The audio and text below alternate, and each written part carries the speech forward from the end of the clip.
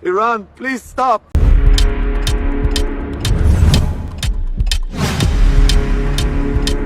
Iran के सर्वोच्च नेता अयातुल्लाह अली खामेनेई ने बुधवार की सुबह कई पोस्टों में आतंकवादी ज़ायोनी शासन को चेतावनी दी और कहा कि इजरायल के साथ बढ़ते तनाव के बीच लड़ाई शुरू हो गई है। खामेनेई का यह पोस्ट अमेरिकी राष्ट्रपति डोनाल्ड ट्रंप की बढ़ती धमकियों के बाद आया है, जिन्होंने कुछ ही घंटे पहले ईरान से बिना शर्त आत्मसमर्पण का आह्वान किया था। कुछ ही देर बाद खामेनेई ने एक्स पर पोस्ट किया, हमें आतंकवादी ज़ायोनी शासन को कड़ा जवाब देना चाहिए। हम ज़ायोनीवादियों पर कोई दया नहीं दिखाएंगे। यह बयान ईरान द्वारा बुधवार की सुबह इजरायल पर 2 बैलिस्टिक मिसाइलों के हमले के तुरंत बाद आया। Next news. इजरायल के ऑपरेशन लॉयन से शुरू हुआ ईरान इजरायल तनाव बढ़ता ही जा रहा है। इजरायल के अटैक के बाद ईरान ने सख्य रवैया अपनाया है। दोनों देशों में अब युद्ध जैसे हालात हैं, जिसने सारी दुनिया का ध्यान अपनी ओर खींचा है। इस बीच अमेरिकी राष्ट्रपति डोनाल्ड ट्रंप ने कई सोशल मीडिया पोस्ट किए। ट्रंप के इन सोशल मीडिया पोस्ट से संकेत मिल रहे हैं कि इजरायल और ईरान के बीच जारी जंग में अमेरिका भी कूद सकता है। ईरान के खिलाफ वह कोई बड़ा एक्शन लेने की हिम्मत दिखाएगा या नहीं, यह तो समय ही बताएगा। पढ़िए ट्रंप ने क्या कहा। अमेरिका के राष्ट्रपति डोनाल्ड ट्रंप ने ईरान के आसमान पर अमेरिकी नियंत्रण का दावा किया है। साथ ही उन्होंने कहा कि ईरान के सर्वोच्च नेता के लोकेशन के बारे में उन्हें पूरी जानकारी है। सोशल मीडिया प्लेटफॉर्म ट्रूथ पर ट्रंप ने लिखा, अब ईरान के आसमान पर हमारा पूरा और संपूर्ण नियंत्रण है। ईरान के पास अच्छे स्काई ट्रैकर और अन्य रक्षात्मक उपकरण थे और यह सब बहुत था, लेकिन इसकी तुलना अमेरिका द्वारा निर्मित, कल्पना की गई और तकनीक से नहीं की जा सकती। कोई भी अमेरिका से बेहतर नहीं कर सकता।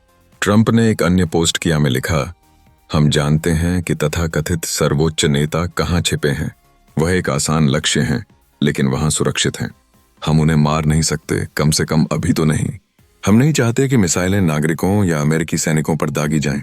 हमारा धैर्य खत्म होता जा रहा है। अगले पोस्ट में ट्रंप ने सिर्फ लिखा, बिना शर्त समर्पण। ट्रंप ने अपने आखिरी पोस्ट में लिखा है, बिना शर्त समर्पण। अमेरिका ईरान से बिना शर्त के समर्पण चाहता है। ऐसा न होने की स्थिति में उसके खिलाफ बड़ा एक्शन हो सकता है। अमेरिका का मुख्य लक्ष्य ईरान के सर्वोच्च नेता अयातुल्लाह खामेनेई हो सकते हैं। इजरायल और ईरान के बीच चल रही जंग की वजह से ही कनाडा में आयोजित G7 की बैठक से निर्धारित समय से पहले ही डोनाल्ड ट्रंप अमेरिका के लिए निकल गए थे। ईरान पर इजरायल के हमलों में मरने वालों की संख्या 240 से अधिक हो गई है, जिसमें 70 महिलाएं और बच्चे शामिल हैं। इजरायल पर ईरानी हमलों में 34 से अधिक लोग मारे गए हैं। गाजा में इजरायली बलों ने कम से कम 79 फिलिस्तीनियों को मार डाला है। गाजा के स्वास्थ्य मंत्रालय के अनुसार गाजा पर इजरायल के युद्ध में कम से कम 55,433 लोग मारे गए हैं और 188,933 घायल हुए हैं। Next news. शुक्रवार से इजरायल और ईरान के आसमान में आधा दर्जन से ज्यादा बार एक नाटकीय आदान प्रदान हो चुका है। दोनों ही देश एक दूसरे पर हमले कर रहे हैं। युद्ध के छठे दिन भी ईरान और इजरायल के हमले जारी रहे हैं। अमेरिकी अखबार वॉशिंगटन पोस्ट की ओर से जारी एक रिपोर्ट ने इजरायल की चिंता बढ़ा दी है। ईरानी बैलिस्टिक मिसाइलों की बौछार को इजरायली एयर डिफेंस रोकने में लगा है। एक अहम सवाल यह है कि दोनों पक्ष कितने समय तक ऐसे हमले जारी रख सकते हैं। इसका जवाब इस बात को प्रभावित कर सकता है कि संघर्ष कितने समय तक चलेगा है। वॉशिंगटन पोस्ट के मुताबिक एयर डिफेंस में इस्तेमाल की जाने वाली मिसाइलें तेजी से खत्म हो रही हैं और यह महज 10-12 दिनों की बची हैं।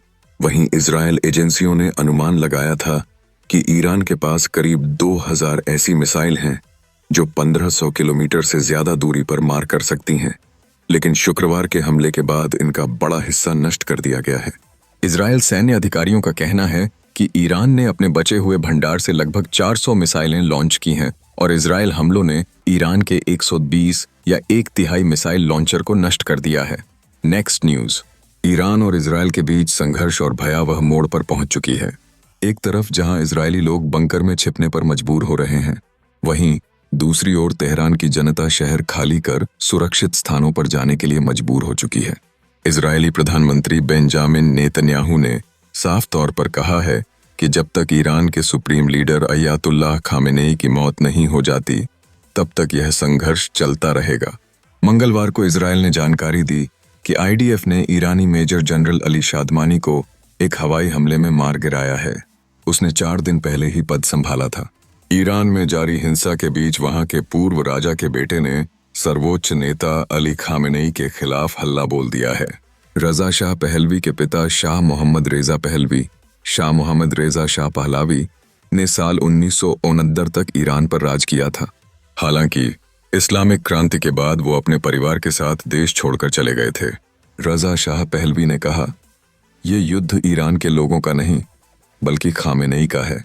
युद्ध का अंत कुछ भी हो सकता है जो सरकार को कमजोर करेगा। 40 से ज्यादा सालों से मैं एक ही चीज ईरान में लोकतंत्र के लिए लड़ रहा हूं। Please subscribe to Anis Ansari.